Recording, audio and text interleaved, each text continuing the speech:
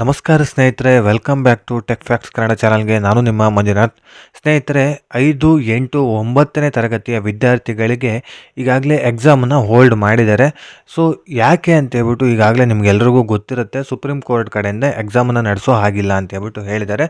So exam ಯಾವಾಗಿಂದ ನಡೆಯುತ್ತೆ, supreme court ತೀರ್ಪು ಯಾವಾಗ ಬರುತ್ತೆ ಅಂತ ಹೇಳ್ಬಿಟ್ಟು ಈ ವಿಡಿಯೋದಲ್ಲಿ ಕಂಪ್ಲೀಟ್ ಆದಂಥ ಮಾಹಿತಿನ ತಿಳ್ಕೊಳ್ಳೋಣ. ವಿಡಿಯೋನ ಎಲ್ಲೂ ಸ್ಕಿಪ್ ಮಾಡದೆ ಕೊನೆ ತನಕ ನೋಡೋದಕ್ಕೆ ಟ್ರೈ ಮಾಡಿ.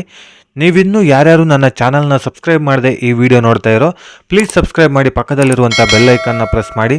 ಈ ವಿಡಿಯೋ ನಿಮಗೆ ಇಷ್ಟ ಆಗ್ತಾ ಇದ್ದರೆ ಒಂದು ಲೈಕ್ ಮಾಡಿ, ಸಾಧ್ಯವಾದಷ್ಟು ನಿಮ್ಮ ಸ್ನೇಹಿತರಿಗೆ ಈ ವಿಡಿಯೋನ ಶೇರ್ ಮಾಡಿ, ಅವ್ರಿಗೂ ಕೂಡ ಈ ವಿಡಿಯೋದಿಂದ ಹೆಲ್ಪ್ ಆಗಲಿ ಅಂತ ಹೇಳ್ತಾ ವಿಡಿಯೋನ ಶುರು ಮಾಡೋಣ. ಸ್ನೇಹಿತರೆ, ನಿನ್ನೆ ಸೋಮವಾರ ಅಂತ ಹೇಳಿದ್ರೆ ಮಾರ್ಚ್ 18ನೇ ತಾರೀಕು ಸೊ ಎಕ್ಸಾಮನ್ನು ನಡೆಸಬೇಕಾಗಿತ್ತು. ಯಾಕೆ ನಡೆಸೋಕ್ಕಾಗಿಲ್ಲ ಅಂತ ಹೇಳಿದ್ರೆ ಸುಪ್ರೀಂ ಕೋರ್ಟ್ ಕಡೆಯಿಂದ ಅಂತಿಮವಾದ ತೀರ್ಪು ಇನ್ನೂ ಕೂಡ ಬಂದಿಲ್ಲ. ಅಂತಿಮವಾದ ತೀರ್ಪು ಬಂದ ಮೇಲೆ ಎಕ್ಸಾಮ್ ಬೋರ್ಡ್ಗಳಿಗೆ ಹೋಗುತ್ತೆ. ಬೋರ್ಡಿಂದ ಎಕ್ಸಾಮ್ ನಡೆಸಬೇಕಾಗುತ್ತೆ. ನಿಮ್ಮ ಸ್ಕೂಲ್ಗಳಿಂದ ಎಕ್ಸಾಮ್ ನಡೆಸೋದಲ್ಲ, ಇದು ಬೋರ್ಡ್ಗಳಿಂದ ಎಕ್ಸಾಮ್ ನಡೆಸಿ ಅಂತ ಹೇಳ್ಬಿಟ್ಟು ಅನುಮತಿ ಬಂದರೆ ಮಾತ್ರ ನಿಮ್ಮ ಸ್ಕೂಲ್ಗಳಲ್ಲಿ ಎಕ್ಸಾಮ್ ನಡೆಸೋದಕ್ಕೆ ಸಾಧ್ಯ. ಸೊ ಸುಪ್ರೀಂ ಕೋರ್ಟ್ ಕಡೆಯಿಂದ ಇನ್ನೂ ಕೂಡ ಯಾವುದೇ ರೀತಿಯಾದ ಅಂತಿಮ ತೀರ್ಪು ಬಂದಿಲ್ಲ. ವಾದ ವಿವಾದಗಳು ಆಗಿ ಈಗಾಗಲೇ ಅಂತಿಮ ತೀರ್ಪಿಗೆ ಇನ್ನೇನು ಬರಬೇಕಾಗಿದೆ ಅಷ್ಟೇನೆ. ಸೊ ಅಂತಿಮ ತೀರ್ಪನ್ನು ಹೋಲ್ಡ್ ಮಾಡಿ ಇಟ್ಟಿದ್ದಾರೆ. ಇನ್ನೇನು ಕೆಲವೇ ದಿನದಲ್ಲಿ ಅದು ಅಂತಿಮ ತೀರ್ಪು ಬರುತ್ತೆ. ಬಂದಾದ್ಮೇಲೆ ತೀರ್ಪು ಎಕ್ಸಾಮ್ ಬೋರ್ಡ್ಗಳಿಗೆ ಗೊತ್ತಾಗುತ್ತೆ.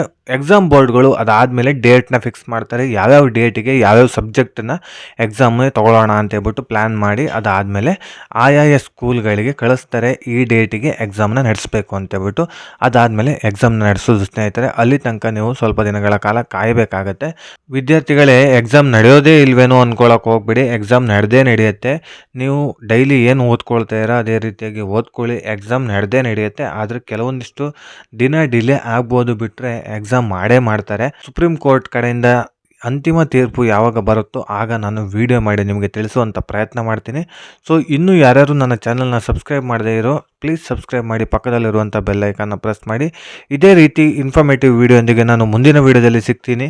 ಅಲ್ಲಿಯವರೆಗೂ ಧನ್ಯವಾದಗಳು.